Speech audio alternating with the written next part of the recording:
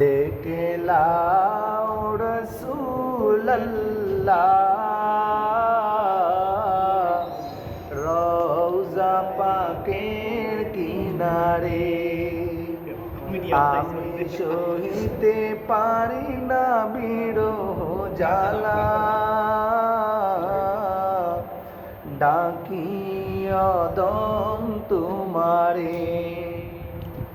আমি কেঁদে কেঁদে হই গো সারা,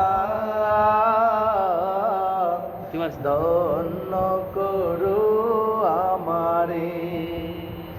দুই সাথীকে পাশে নিয়ে